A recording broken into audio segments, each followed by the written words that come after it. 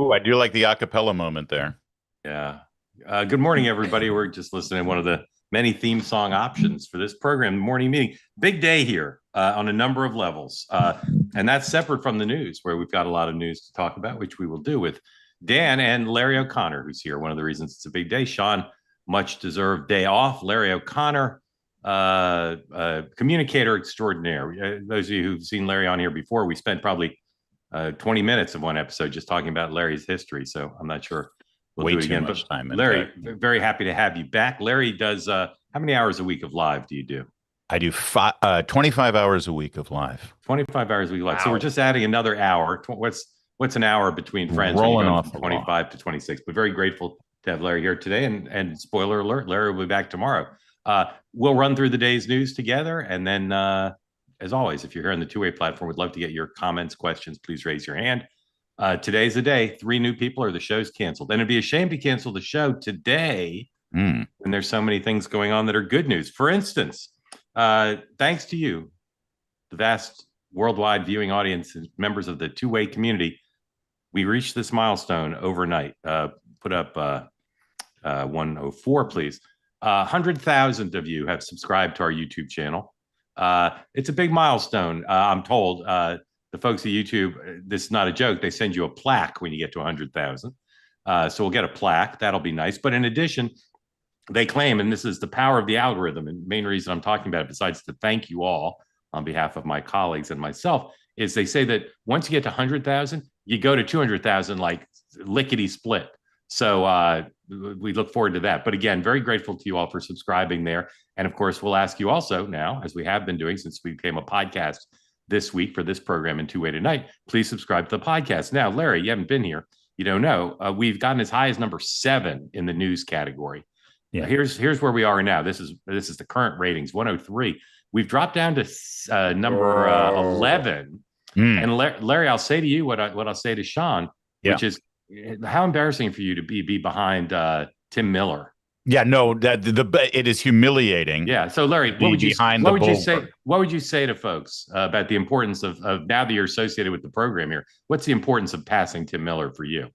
Oh, well, again, I don't want to personalize it to Tim Miller. No, that's exactly what we're doing, Larry. It's frankly, the Bulwark itself arouses so much bitterness and anger in my and just to be clear, inner Larry, soul. You're behind again. I can never remember that lady's name. Kara Swisher. Kara Swisher. You're even behind the Pod Save America Bros, Larry. Ooh. So again, just give a 20-second in your best radio voice exhortation to people to subscribe to the podcast. Ladies and gentlemen, as much as we appreciate you being here live every morning, you do not want to miss one syllable of this scintillating and important, dare I say, vital program. Make sure you subscribe to the podcast wherever you like it, Apple, Spotify, but I'm thinking Apple is the way to go so we can eventually overtake the New York Times as the number 1 podcast worldwide. Thank you. Is it, Mark? It can't be a coincidence that we were on Megyn Kelly yesterday and she is now number 2. Yeah, I think there's something to that. She did move up. Yeah. And Dan, your tetchy relationship with your relatives, your liberal relatives, put that back up, please. Must be very embarrassing for you to be behind Tucker and Ben, right? Oh God, I just even being behind them will definitely probably disinvite me for Christmas going home. So again, folks, to keep the Turrentine holiday spirit high, please right now subscribe to the podcast if you haven't done it already. It's available on demand shortly after the program ends. And we'd like you to be part of being able to, as Larry said, access the show wherever you are on whatever device you have. Okay, a few more housekeeping items. Wait, hold on, Mark. Before you get going, just a serious note. Congratulations to you and the two-way team for surpassing 100,000. I don't want to let that just go by. It is amazing how far the company has come in a short period of time, and you and colleagues deserve a lot of credit. Thank you for that. More housekeeping today than Hazel on her first day back from vacation. Larry, what'd you think of that? That is a timely reference. Thought of that in the shower this morning. I know Fran Drescher may have been a little bit more up to date, but sure. Yeah, I know, but lost on some of our younger viewers. But anyway, I'm just going for my best Dennis Miller. So a few more housekeeping items. If you're watching on X or YouTube today, please don't put smack in the chat. Please, peace, love, and understanding for all. Larry has heard the program extends the presumption of grace to all. Wouldn't it be embarrassing if he glanced at the chat on YouTube and saw smack? So please, for all of us do that. And again, we'll get the daybook. One more piece of housekeeping. A wise man once told me, no, actually, Larry told me, the three most important things in your life to be comfortable. Number one is your relationship with your on-air co-hosts. Number two is your bed and your bedding. And number three are your clothes. Yeah. And the reason I bring that up is because another great thing about that you all have helped us with by building a big audience is our sponsors. And today's sponsor is Cozy Earth. Cozy Earth. Larry, you got any Cozy Earth clothes? Not yet. Should. Right. You should. And I'll tell you why. They're so comfortable. And particularly when it's warm outside. It's still a little warm here today, I have to admit. They're made from viscose from bamboo. They wick away moisture, heat. So comfortable. And the bedding is great. It comes with a warranty. You can return it before 100 days. Or if you keep it, 10-year warranty. But we're all about the pants, Larry. You'll know because you're here today and tomorrow. All about the pants from the Everywhere pant, the bamboo joggers.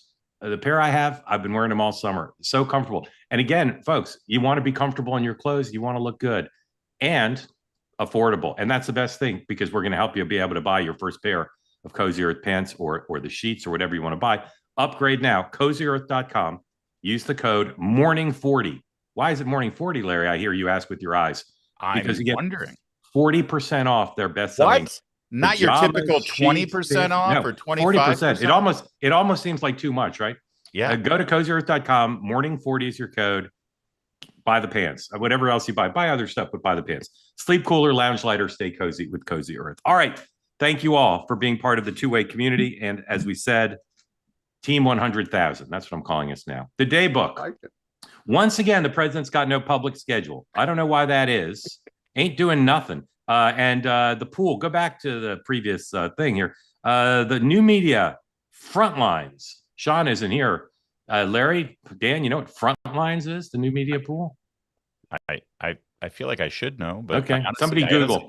That's how new this new media state is. President gets his intel brief at 11.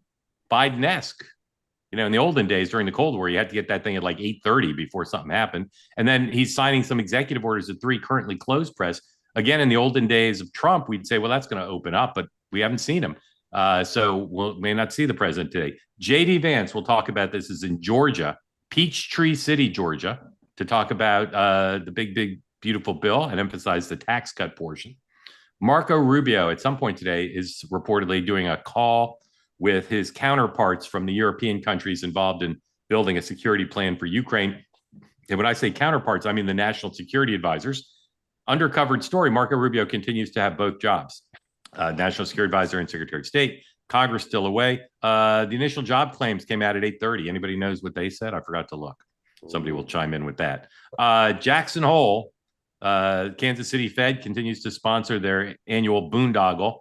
It's day 2 of 3. There'll be some speeches from various Fed officials, but the big one is tomorrow when Chair Powell takes the podium. California Assembly is holding votes and Senate are holding votes on their congressional redistricting plan. Courts last night, state court last night, denied a Republican attempt to halt that. In Texas, the state Senate will follow on the state House's move yesterday to move along their redistricting plan, and the governor's expected to sign it maybe tomorrow, I think. So guys, let's first talk about Ukraine, and we'll get back to some of the stories I mentioned there in the daybook, but let's start with Ukraine. Overnight, another big Russian attack, 105. This is while the Russians continue to say, every spokesperson saying the same two things. We said the ball's in Putin's court on 2 issues. Will they accept this NATO-style security guarantee for Ukraine as part of a deal? And will there be a bilateral meeting? Here's the Kyiv Independent. Russian missiles, drones rain on Ukrainian cities far from the front lines despite peace talks. Here's President Zelensky's response to that, 106.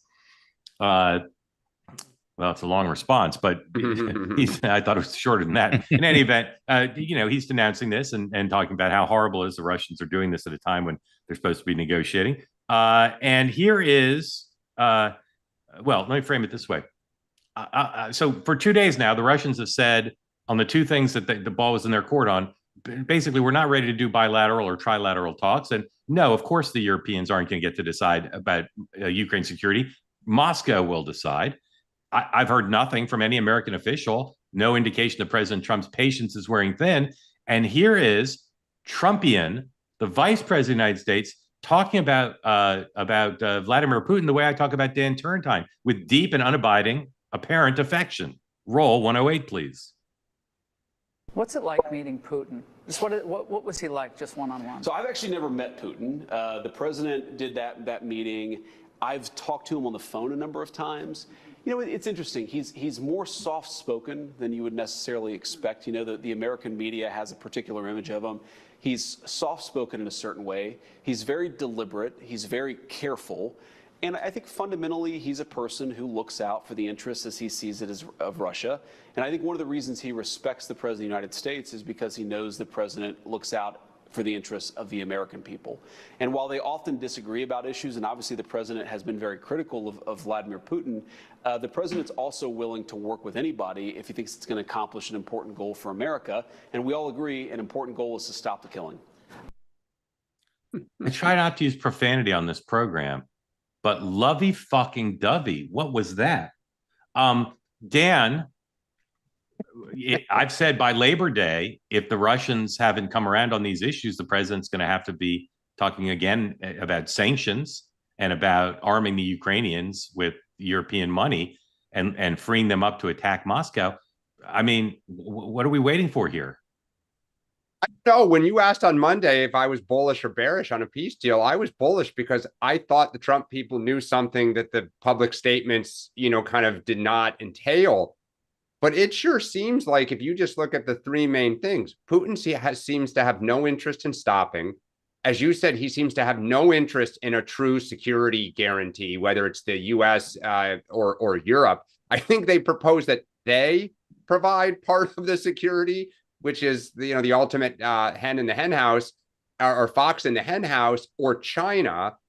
And the third thing is they keep saying no interest in meeting with Zelensky, Putin. He keeps saying deputies will have conversations, but it's getting to the point now where it looks like Trump is 0 for 3. And as you said, Mark, it would be humiliating, and Trump doesn't like to be humiliated. So I wonder if the silence is because there is something going on behind the scenes, or Trump doesn't want to be in public because he doesn't want to be asked about this. I sure as hell hope, Larry, and there I go using profanity again. But I mean, the whole challenge for every American president since Bush is you got to get leverage over Putin. That's it. You got to get leverage over Putin. So maybe the Russians are saying this for domestic consumption. Maybe they're saying it's a negotiating ploy, and maybe in the nick of time, Putin will agree to these things. But are you skeptical now? Or I don't like to ask yes, no. How skeptical are you, Larry, that the president's made any progress with Putin in Anchorage, and maybe this is all just a waste of time? Well, I think you're a fool. By the way, potty mouth. I think you're a fool if you're not skeptical of Vladimir Putin, given his 25 plus year track record. All right, Larry, I got to stop you. I got to stop you then. I'm sorry. What do you think of what the vice president just talked about Putin? I think the vice president, first of all, is trying to be statesmanlike, number one, and number two, he's not going to extend himself with major criticism of Vladimir Putin if President Trump hasn't even done that. That would be folly. Why would the vice president do that? So he's staying in his lane as vice president. He doesn't want to make a headline. He doesn't want to force Trump into a bad position. He's getting out of the way of that. That's understandable. Russia wanting to have some sort of hand in Ukraine's security guarantees is ridiculous. It's a non-starter. I don't think Trump's going to go for that. And you're right. He is probably getting frustrated about all of this. But he's also trying, I think he promised he would do every possible effort to try to bring this war to an end because he hates war and he thinks that the war was a mistake in the first place because it happened under Biden. And he's going to continue to try to exhaust as much opportunities as possible. By the way, you also said try to get some leverage on Putin.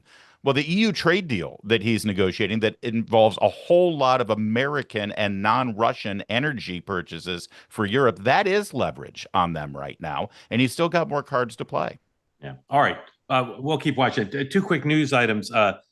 Ian Sams, who was one of Joe Biden's comms people, testifying on Capitol Hill today before Mr. Comer's investigation. And according to the Politico, Chip Roy is going to take his act out of Washington and run for Texas Attorney General.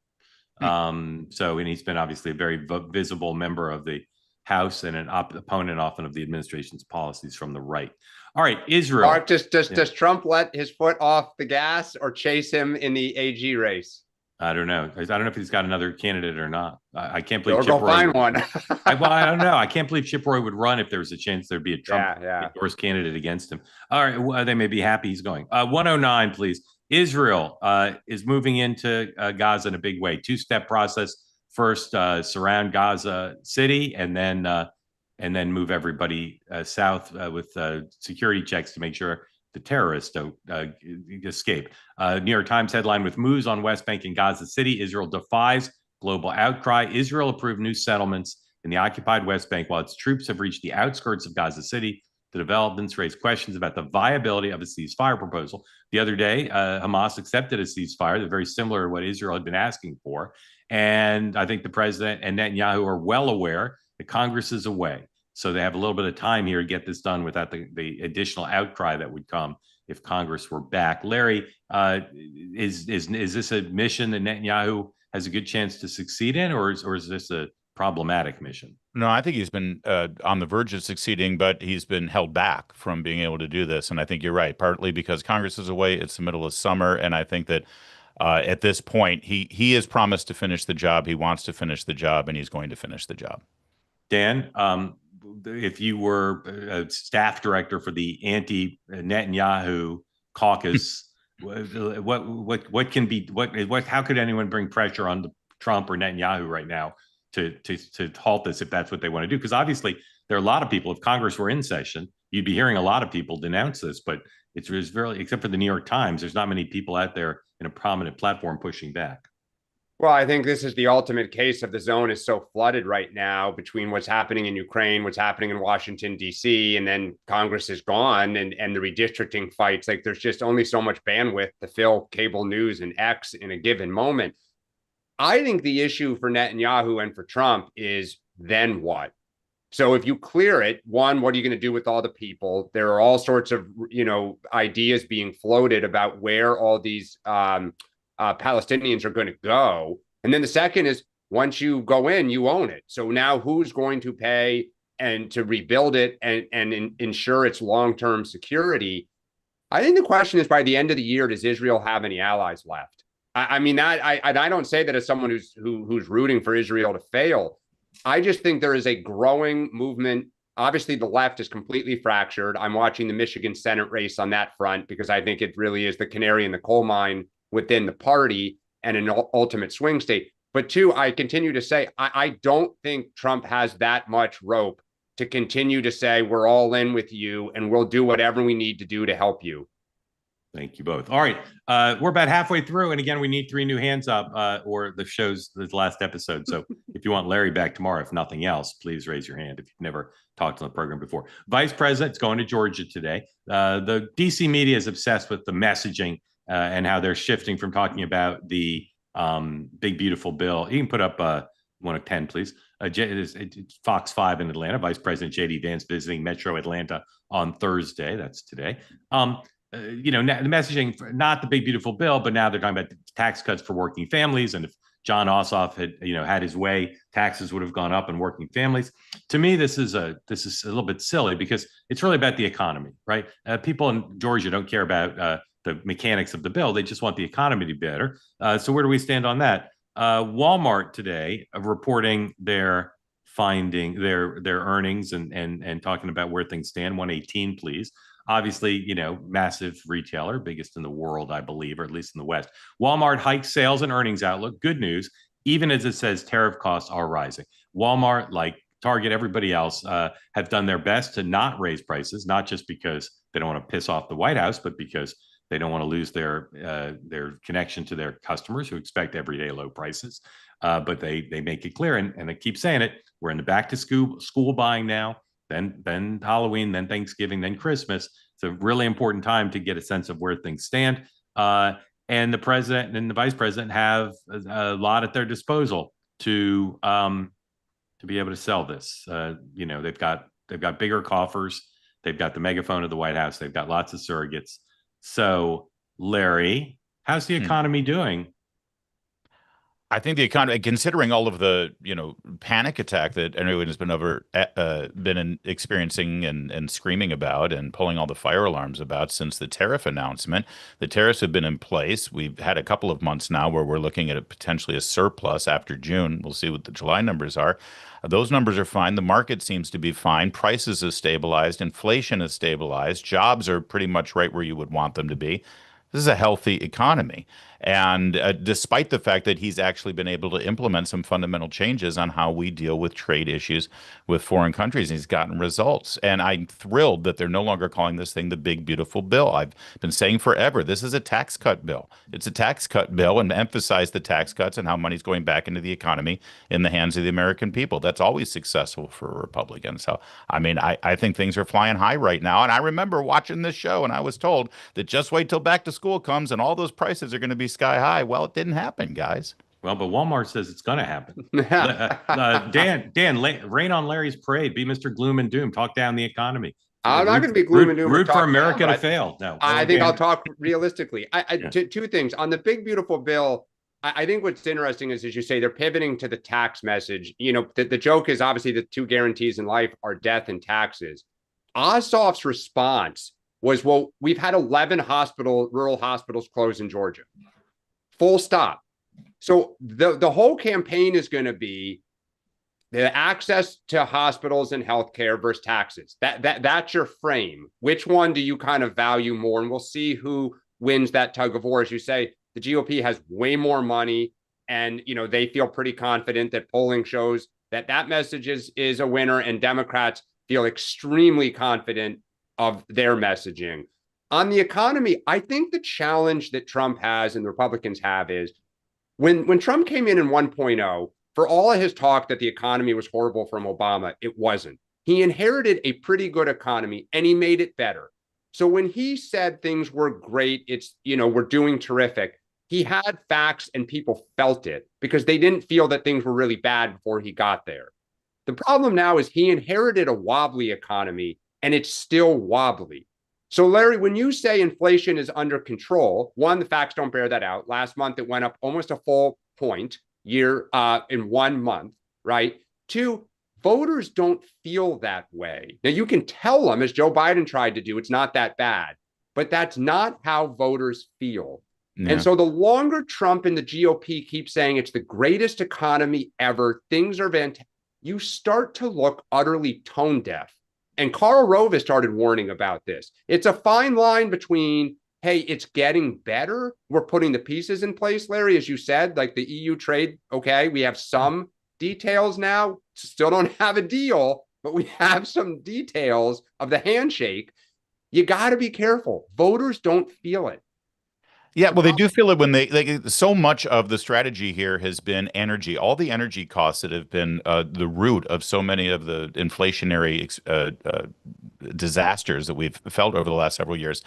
Trump said this on the campaign trail. We start on day one with drilling, bringing the cost down, becoming energy independent. That does not happen overnight. And by the way, I haven't heard Republicans or Trump say this is the best economy ever. I didn't say that. I said that he has. It's stabilized. He is the golden era. This is the greatest. He said that on the first day of the presidency. No, he said it just the other day. And of course he still says it because he's a leader and he's giving us a vision to strive for. But they're not saying it's the best ever. We're moving in that direction. And energy costs, the American people are feeling that on a regular basis. And that's do you remember a summer like this where gas prices actually went down? Well, but Larry, you don't want to hang your hat on gas prices that move like the stock market like this, right? They were low for a period under Biden, then they were high for a period under Biden. Again, Larry, they were only low under Biden when he tapped into our strategic petroleum reserves, Dan, and All right, exit question, mandatory exit question. On the eve of the midterms, 2026, will the economy be booming or busting? Booming or busting? Dan Turrentine. I honestly don't know. I'd mandatory say prediction. I'll say booming, but I don't know. Larry O'Connor, boom or bust? He does know booming.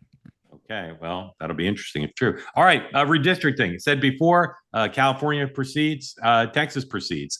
The person I feel most sorry for this morning, in all honesty, is the floor manager at Morning Joe, who has to clean up the crocodile tears of Claire McCaskill who went on and on about what a tragic thing it was that Texas was redistricting in a gerrymandered fashion. And I searched the archives. Strangely, some PA has removed all the video of Claire McCaskill similarly upset about Illinois and Massachusetts. This goes back to Jim Crow on steroids, when, again, didn't hear Democrats all upset about voting barriers in New York or Delaware, these other blue states. I see in the chat, not the same. It's the same. You can say mid-decade is some magical line of morality. It's all the same. They're just using their power to redistrict. Okay, so there's that. In California, Gavin Newsom's folks put out this poll showing a good chance that it will pass. Now, this is unusual. Sometimes these ballot measures are in the works for years, and people are raising money and putting stuff together for years. This is all happening on the fly. I still don't see how it's legal because it seems to violate California law, but at least one court so far is letting it proceed.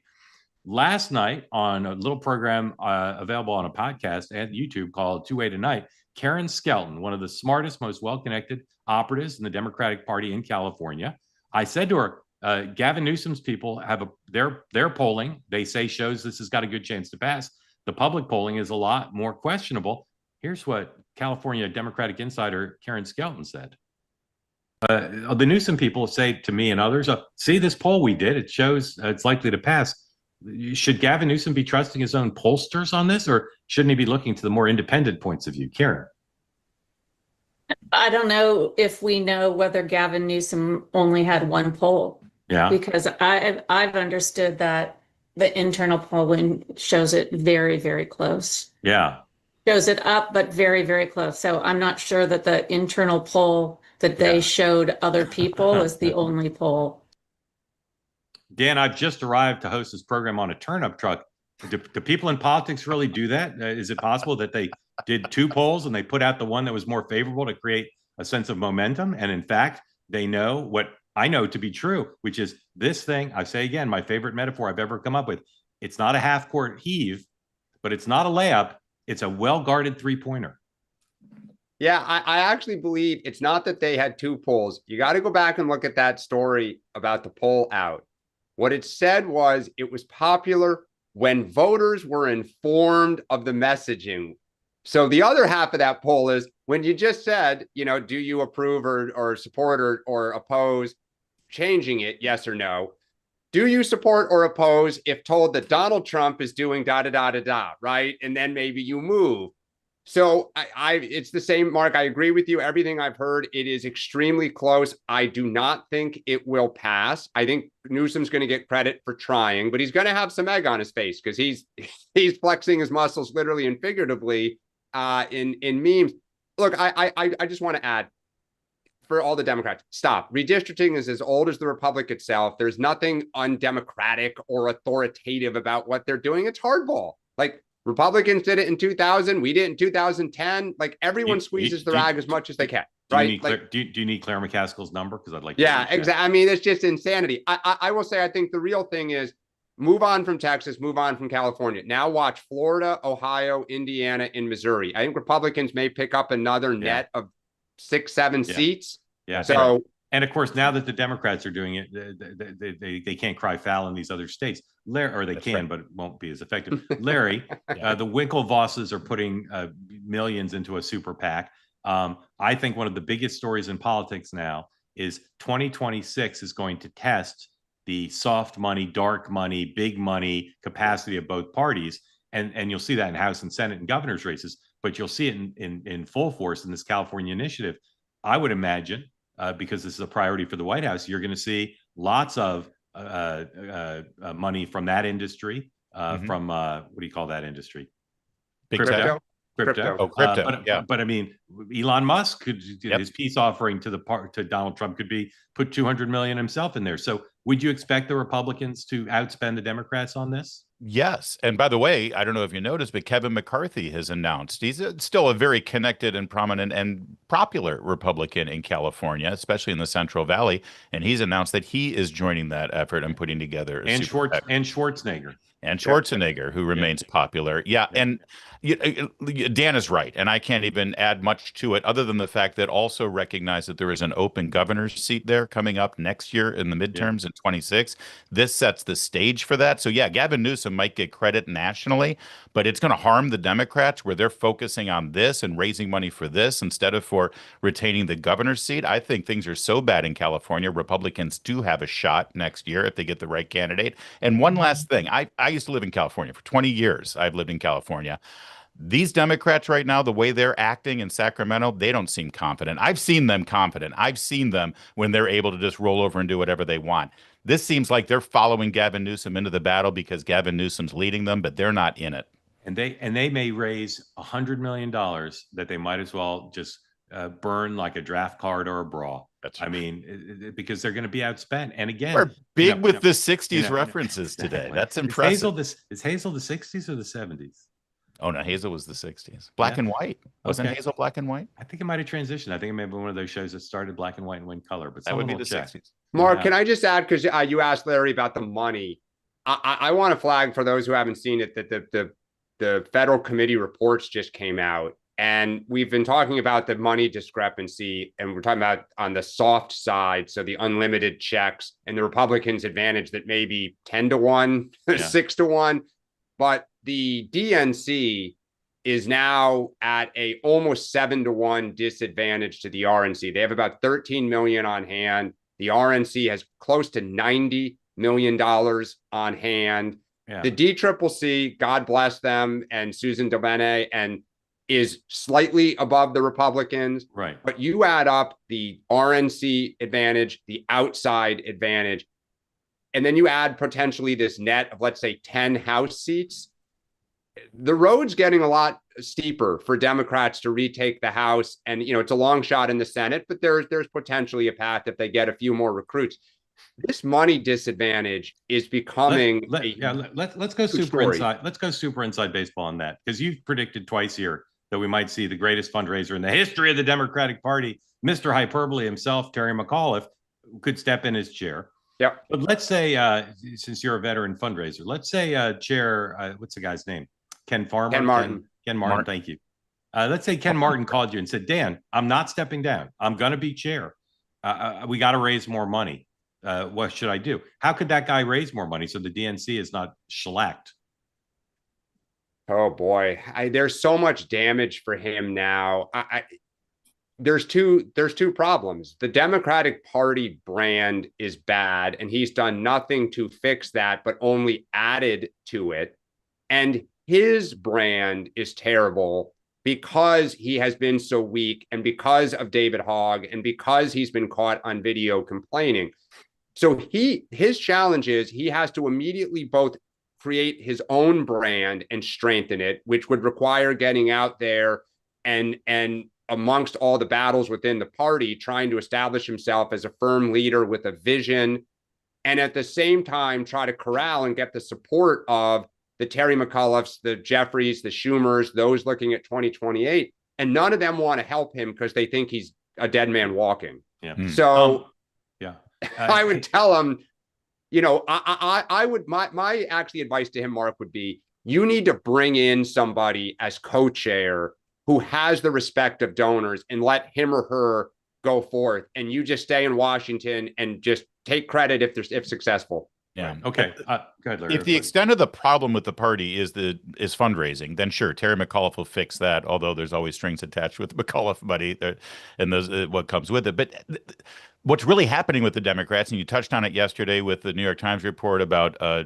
registration in states that do party affiliation. They're underwater in every single one of those. They're not underwater, but they're being defeated in every other one of those states. The problem is they've made this lurch to the left, and they continue lurching to the left. The problem with Mr. Martin is that he threw down with Mamdani and said, yeah, sure, there's room for him in our big tent. And the center of gravity for the Democrats are moving to the socialist side so far that they're leaving this wide gaping hole for the middle. Republicans are seizing the middle political realm in this country right now because Democrats have abandoned it, and they're willfully doing it by embracing this guy who, how many votes did he get for the Democratic nomination in New York? I mean, that it was a primary, and they've decided he won the primary, therefore this is our future. And so they're leaving the middle wide open for Republicans to take. All right, 2 topics to go, and then two housekeeping or 2 little notes, and then we're going to go to your questions. Folks at Walking Duck, how many new hands are up right now? I see a lot of familiar. I think hands. 5. I see 2. 5 new hands? New hands. Yeah. Are you serious? I am. Wow, you're welcome, America. All right. Way to go, Larry. You're not Hazel. There's Hazel. 1961. Larry was right. 1961 to 1966. Not even close to the 70s. All right, we'll get to your questions in just a minute. Let's do these 2 topics quick so we get a lot of questions. DC crime, new Washington Post poll out. I think this is largely driven by partisanship because people in DC, it's like the most anti-Trump jurisdiction in America. Here's the way the folks at Morning Joe dealt with the New York Times, the Washington Post poll. D.C. residents overwhelmingly opposed President Trump's federal takeover of the city's police department, and they do not believe his efforts actually will reduce crime in the district. That's all according to a new poll from the Washington Post and George Mason University. The poll finds 79% of people surveyed in D.C. oppose the president's takeover of the D.C. Police Department and the deployment of the National Guard. Only 17% support it. 65% of D.C. residents say Trump's efforts will not reduce violent crime. When it comes to Congress passing a law to extend the federal takeover, an overwhelming majority, 77%, say they oppose it. No surprise, but nothing. That is the people of the jurisdiction in question. Larry, yes. What happens next on this story? I think that the 30 days run their course, and I think Trump tries to double down and extend the 30 days. And in the meantime, the crime stats, the most important number, forget about the polls, look at the crime stats. They're going to improve exponentially. It's been over a week since there's been a homicide in Washington, D.C. That's a huge development in the middle of the summer, especially. And on that poll, by the way, 17% are in favor of it. You know that Trump got 6% of the vote in D.C., so he's kind of tripled his support in the district. That's impressive. And you know, Drew, I know you have a lot of respect for Drew Holden. He dug deep into the numbers on this poll. 90% of the respondents in this poll from the Washington Post characterized their neighborhood as either safe or extremely safe. So what does that tell you about? Are you serious? That I missed. Is that true? Drew Holden has. Well, Drew Holden did it. I trust Drew. All right. Dan, what happens next on this story? I think the question is, then what? So what happens after 30, 60, 90 days? And I think the second thing is what city is next? And I'm watching Chicago and I'm watching Philadelphia. Just happen to have 2 governors thinking of running for president. Yeah. Do they move in? And I keep saying to the Democrats, if I were to try to outflank them on this, then what? What happens once the National Guard leaves? What are you doing to keep cities safe? Yeah. Can I address real fast the other cities that this might happen in? It's going to be a red state with a very blue city. Look at Houston, maybe Dallas. That's what the governor will ask the president for assistance because the city is unmanageable because Democrats have been in charge for so long. And that should be interesting. Would be interesting for a southern state to ask federal National Guard to come in. Okay. Because the Democrats ruined the city. Real quick on the Fed. I don't see 5 new hands up. So you guys are going to have to bring in people you think are new, but I think you're wrong about some people. We'll see. But we need 3 new. The Fed, the president's threatening to fire Lisa Cook, a Biden appointee who's supposed to be on the Fed for another like 15 years. How long are the Fed terms? 10 years, I thought. Well, she's till 2038. So is it? Yeah, 2038. 14 years. 14 years. 14 I need years. a gig like that. Right? Like, you know, Larry, she's going to be more familiar with the vending machines at the Fed than you are with the WMAF. Honestly. In any event, the president says he's going to fire both Paul Gigot and what's the guy, the name of the guy in Squawk Box? Not Andrew. Kernan this morning very upset about using the power of the federal government to investigate people. He quoted Jim Carrey saying, "If you, well, not Jim, no, I mixed up the 2 lines." They quoted the line saying, if you follow, Warren Buffett says, if a cop follows you for 500 miles, they're going to be able to arrest you for something. And then Kernan quoted Jim Carrey saying, the officer pulls him over and the officer says, do you know why I pulled you over? And he says, depends on how long you were following me. It was all very funny and light, but the reality is this is very upsetting. Yeah, nobody could look at this. Now you could say, well, look what they did to Donald Trump. And of course, that's what MAGA people will say. But Larry, you can't like the federal government officials, political appointees rooting around in people's mortgage documents. Can you? I mean, that's if Barack Obama did this, you would be screaming from the rooftops. It's an abuse of power. I guess you pick your poison. Do you not like the alleged abuse of power of federal officials doing that, or do you get repulsed by the idea that a woman with a 14-year permanent job in D.C. with so much control over our lives at the Fed is guilty of mortgage fraud? Well, so as Becky Quick said, I'm curious to know. I'm curious to know if she's actually guilty. If she's guilty, great. She should be investigated and prosecuted. Well, let me ask you this then, Larry. But Larry, I'm sorry, but Larry, what are they doing looking at her mortgage documents? I don't know. Did they get an anonymous tip about it? I honestly don't know. Well, so now they've gone after Adam Schiff and the Attorney General of New York and a Biden appointee on the Fed. I mean, again, Larry, go back to Warren Buffett. You follow somebody for 500 miles, you're going to find something. This is the exact same thing that MAGA was justifiably outraged by. People, Alvin Bragg and the Attorney General of New York running saying, I'm going to get Donald Trump. They were right to be outraged, but I don't want to live in a country where the reaction to that is, let's go try to destroy the lives of people who Donald Trump doesn't like.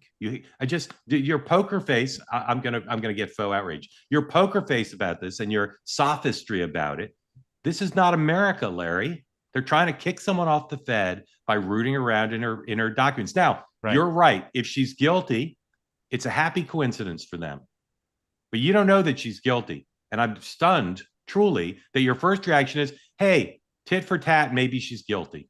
Well, I just lived through 10 years of the Russian collusion bullshit, if I can borrow your potty mouth. No. And not one person went to jail for that. So forgive me for having a poker face Respond on with this. that reference to the past. Just live in the present. Do you want to live in an America where Donald Trump calls his friend Pulte and says, get this woman off the Fed? And I'll tell you why, because I know exactly what will happen when the next Democrat becomes president. You want unilateral disarmament on this, and I'm sorry. I don't want you to. You know what I want? I want bilateral disarmament. If you want real reforms, really clean house, Larry, I want bilateral disarmament of this police state, an abuse of power.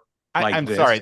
Hold on, Larry. I want to ask you. Go ahead. She has a privileged position in the federal government. If Joe Kernan and Paul Giguere are outraged, Larry, you can't be. All right. Well, then, hold on, Larry. Ken Paxton, Attorney General of Texas, is alleged to have done the same thing on 3 homes. Should Ken Paxton be referred to the DOJ? He's the Attorney General of the state of Texas. He is running for the United States Senate. Should he be referred for full criminal prosecution? I think if people violated the law, they should be investigated and prosecuted under. Okay, so I look forward to Ken Paxton being referred for criminal investigation. Thank you, Larry, for supporting that movement. Dan, but again, speaking as the conservative voice on this panel, the fact that no one has felt any repercussion over one of the biggest violations of federal law, of FISA laws, of internal spying, of fake investigations of anonymous leaks to the media. We have to stop, Larry. No one has felt any repercussions for that. They should. You want to know what MAGA thinks? That's what MAGA thinks. I know exactly what MAGA thinks, but I'm asking them to rise above their tribal instinct for revenge, which it's not revenge. That's not revenge. That's revenge. Justice. All right, Larry, here's the more important thing. I was wrong about Hazel being on the 70s. You know what you were wrong about? What? You know how many seasons were in black and white, Larry? Mr. I know TV history. I know when colors started. Yeah. 3. Try 1, Larry.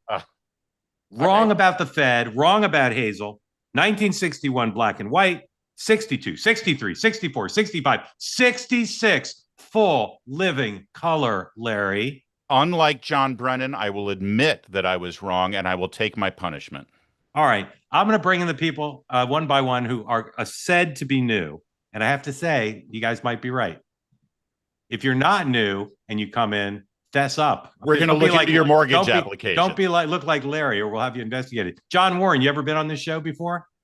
I have not. Can you hear me okay? We hear you. Great. Don't crash. Like your hat. Tell us where you are. What's on your mind for Dan and Larry? We just had a kid 4 days ago, so this is my only opportunity. Congratulations. Mazel tov. You're just going to keep driving. John, do you know how to swaddle? I am just going to keep driving. John, do you know how to swaddle?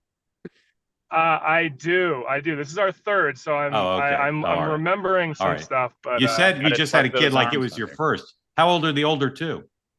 4.5 and 2. And what has their reaction been?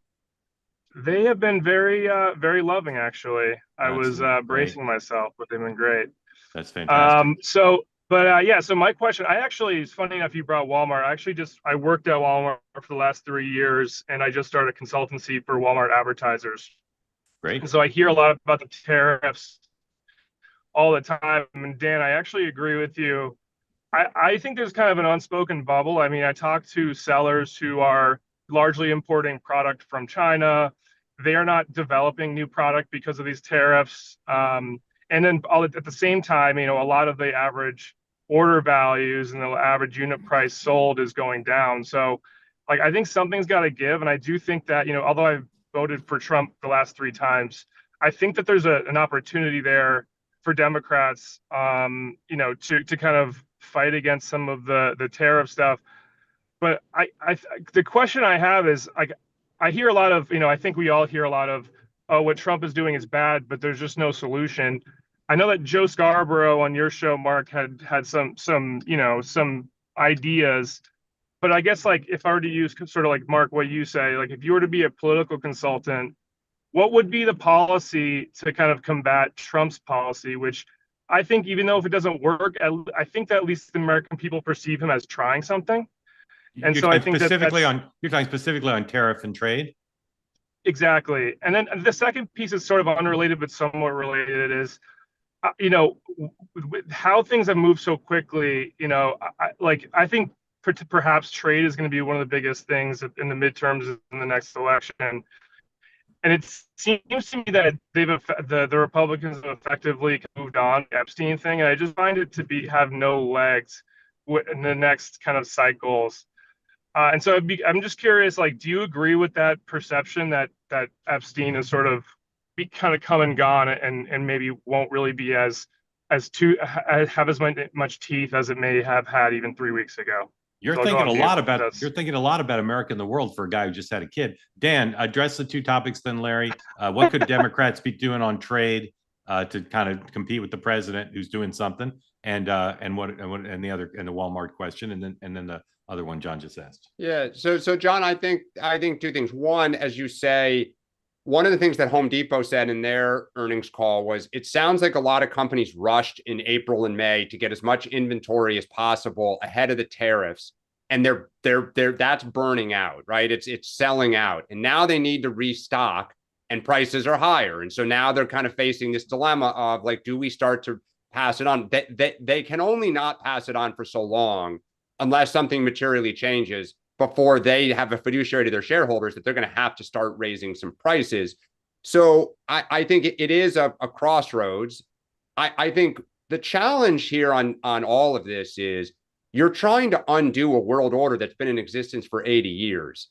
And to suddenly say we're going to fix the wrongs in Europe, in China, in all these different places that we import products and various things from at once is a shock to the economy. And I go back to Trump never ran on, it's going to be a 6 to 12 to 18 month set of pains or 24 months to ultimately get to where I think we want to be. Americans did not sign up for that. On the opposite, he was kind of told this is easy and I'll get it done and it'll be the golden era. So I think there is a challenge there. And I think for Democrats, the challenge is if you say you're against the tariffs, and how are you trying to get jobs back here? How are you trying to rebuild the working class? We don't have a plan on that front. And that's where we're caught with our pants down a little bit on this issue. And then I think the second thing, I don't think the Epstein thing is dying. And I go back to, it is not Democrats, it's the MAGA base. There's a reason Republicans are all saying when we come back, we have to vote on this. And we're likely going to vote more to open more files because it's what they're hearing about at home. Yeah, I don't disagree with Dan on the Epstein thing. Although, again, the Trump administration keeps going to court saying we want to release this, we want to release that, and judges are saying no. So it'll be Yep. interesting to see what that pivot point is. But I got to disagree with Dan. This has not been 80 years in the making. 80 years ago, we weren't making cheap T-shirts and underwear in China with slave labor. We were making them in North Carolina. We were making them in textile plants here in 50 America. years, sorry. 50 Yeah, years. maybe 50 or maybe a little less actually. And listen, I think one of the things that's come through, especially with the EU deal, is you had the president of the EU or the chancellor of the EU actually admit, yeah, this has been imbalanced for a while. And so we're going to do this to try to bring more balance to the trade differential between America and Europe. Everyone denied that there was an imbalance or denied that there was a problem with the imbalance up until now. So it has exposed that. There's no more lying about it. The question is, how do you remedy it? China's still being negotiated. Let's see what ends up happening. But smart manufacturers in America are doing more manufacturing here in America, but they're also looking at other Asian countries. There are other countries that you can make your iPhones in and make your, routers in that don't utilize slave labor, which is tantamount to slave labor, and enriches and empowers a country that's basically going to be our biggest enemy on the planet. John, but you're still even that EU Okay. trade deal. You have 15% tariffs remaining in place. At some point, again, Larry, it's not me, it's not Democrats. At some point, guys, it's going to be factored into the cost. Got to move on, guys. Yeah. Got to move on. Allison, welcome in. Are you new to the program? I'm new. Thank you. Welcome in, Allison. Where are you calling from? What's on your mind for Dan? Coastal Carolina. Beautiful. And Welcome. I wanted to talk about, we're not getting anything here. I'm too far south, but oh, good. So that's good. I wanted to talk about the crime thing because I know people are upset and they don't want a city taken over, but I have been working in low income housing for 25 years, and I've seen crime get much worse in this type of housing because we've had to relax standards of letting people in, and these residents don't want that. They want a safe environment. They want to be able to raise their children in a safe environment. They want to give them good examples. And I lived in DC 20 years ago, and I've lived in many major cities. And I think it's really important that we focus in on those cities. There are things that we can do to help these children and to give them a good environment, but we have to crack down on this. We have to have consequences for this. We are raising children, and I can tell you from seeing these buildings and seeing these apartments, we're raising these children in bad environments, and that's just making them go that route versus a safer route. Allison, you're speaking for tens of millions. Larry. She is. And, again, back to the Washington Post. The fringe that pushed the BLM, defund the police, reimagine policing in our community, send in social workers instead of cops, that was a small minority that had a huge voice and huge influence in the major cities in this country and in the elections for district's attorney. And now we're seeing the repercussions and ripple effect. This same Washington Post poll that everyone's talking about, the majority of Washingtonians hate this idea. Well, there was another question in that poll. I pulled it up here. Do you think increasing the number of police officers patrolling communities would reduce the amount of violent crime in D.C.? 63% of all adults, 65% of Black residents said yes. But that's police, not federal troops. I understand that. But the Metropolitan Police Department, under this mayor and under this district council, they're not hiring new police. They're undermining the police. I agree. So the only way to get more police was because their budget was cut. But they could, their budget was cut, and the president could go to them and say, "I'll get Congress to send you more money if you'll hire more cops." They could do that.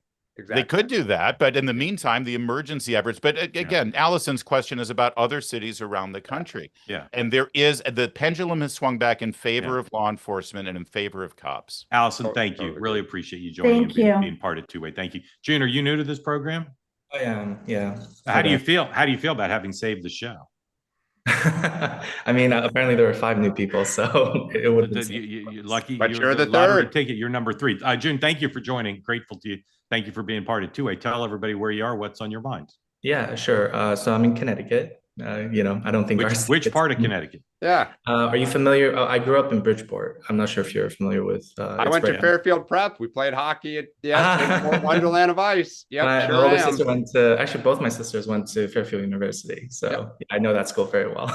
Well, welcome in, sir. Tell us what's on your mind. And again, thank you for being part of it. Yeah, so I think one of the things that I was thinking about why I want to come on was because yesterday night and I think 2 days ago, you had two people bring up the Israeli cybersecurity person connected to pedophilia. But I kind of want to present a little bit more context as to why I think people are bringing this up. I think it has to do with like this understanding of the social contract of citizenship and being an American, because I think the Jewish Community Watch from 2014 started to track Jewish Americans who are fleeing America, who were connected to pedophilia going to Israel. And it's this understanding of like why it's a feeling of fairness and justice, similar to Newsom and the French Laundry, rules for thee, but not for me. And I think that context is important because that feeling of not getting justice for, American victims. And at the same time, you also find that American citizens who go visit their home in the West Bank, they get murdered, but there's no any form of justice. Whereas when you look at what happened in Mexico in 2023, where I think there were like the 4 American tourists who were captured, 2 of them died, and the cartel literally, brought in their own people, 5 of their own, to say we're sorry. So I think that's what this is. It's a sense of justice for our own citizenry, and I think that's where this feeling is coming from. June, thank you. Well said. And you've raised a bunch of super complicated overlapping issues, right? There's a history, not just in this country, but diplomats in general often will commit crimes in the host country and then leave, and they have diplomatic immunity. And that's clearly a rules for thee, not for me issue. Dan, you want to make a quick comment on any part of what June raised? I mean, it is fascinating that the gentleman who raised it the other day, and then there's been more in the press about it. And I think Mark just hit the nail on the head. I mean, this goes to even after 9/11, when some of the Saudis flee, that I think it was that afternoon or the next day on a private plane, and the U.S. let them out of our airspace to go home. Yeah. June, thank you. Appreciate you being part of Two-Way. Thanks for raising, and I appreciate the subtlety with which you did. All right. A bunch of stuff to tell you about in our moments here. First of all, 2 episodes of the group chat today that you can be part of, that Dan and his colleagues are doing. 2:30 today, 2:30 Eastern. They're going to be talking about crime and all the issues connected to this debate about crime. This is an episode that will air later, but you can be part of the experience on the Two-Way platform. So go to tway.tv or my Substack to get that link to be part of that conversation. 2:30 Eastern. And then at 4, a live episode. So it'll stream on YouTube and X Live, as well as on the Two-Way platform. 4 o'clock, a regular episode of All the News a Day with Emma, Joe, Nina, Robbie, Dan, and Batya. Two-Way tonight, 6 o'clock tonight. Aaron Parnas will be amongst my guests. We'll have a roundup of all the day's news. And then Michael Moynihan on the Moynihan Report, 7 p.m. Larry Charles, author of Comedy Samurai, 40 Years of Blood, Guts, and Laughter. On Next Up, which will drop later today, 2 guests. One is former Senator Mark Pryor of Arkansas, who went to the same high school I did. We're going to talk about some of the issues facing the Democratic Party. It's from a state, Arkansas, that doesn't have any elected statewide Democrats anymore. When his dad was a senator from Arkansas, both senators were Democrats, and of course the governor, Bill Clinton. So we'll talk about the Democratic Party and paths to perhaps competing in what are now solidly red states. And Michael Caputo, longtime advisor to President Trump, Good guy. had an extraordinary battle with cancer, and he and I will walk through what he faced and how he confronted it at a time when he was in a very senior job in the Trump administration in the first term. So really incredibly gripping story. And Michael is, as Larry said, he's a great guy, and he was simultaneously dealing with cancer and being canceled. And very few people have to do both at once. So incredible. Yeah. And my reported monologue is on why you folks who don't like Gavin Newsom should stop hating on him. You don't have to agree with his policies, but what's happening with Gavin Newsom now has significance for not just whether he'll be the nominee in 2028, but it has significance for how Democrats can and might confront President Trump over the next 3 years. And it also has significance for how you lead, particularly in politics in this day and age, how you use technology, particularly to communicate in order to get attention. And we'll talk about action, attention, and the capacity that Gavin Newsom is demonstrating. Not everybody can do it, but we're going to look at all the lessons of that and some of my reporting about how other Democrats feel about what Gavin Newsom's doing. So that's on next. Oh, I can't wait for that. That'll drop later today on YouTube and podcasts as well. And we'll be back tomorrow in 23 hours and 1 minute. Larry, unless this experience of the Hazel humiliation has turned him off, Larry will be back. And Dan, and very grateful to the 3 new people. And again, when I do the new people thing, no disrespect meant to those of you who raise your hands frequently, some of you every day, but it's important to get new voices on the platform. That's what this is about. But also, as you know, we'd like to hear from our regulars as well. So grateful to you all, new and returning. And again, thank you for getting us to 100,000 on YouTube. Please go subscribe to the podcast now. So tomorrow morning, Larry and Dan can say with pride that they passed those villains in front of them. I want to go home for the holidays. Yeah. Thank you all for watching. Larry, thank you for making time. Really appreciate it. Well done, Larry. Great to have you on. Talk to everybody. See you tomorrow. I'll see you at 6 and I'll see you tomorrow. We'll all see you tomorrow.